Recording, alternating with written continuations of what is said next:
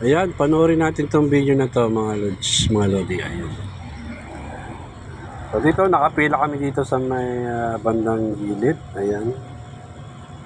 So dito may madadaanan na kaming isang car accident.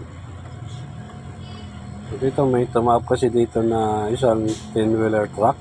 So talagang sinakop niya halos lahat ng kalsada dito. So dito may isang linya naman na madadaanan. So ayan, panoorin nyo. So maganda yung ginagawa ng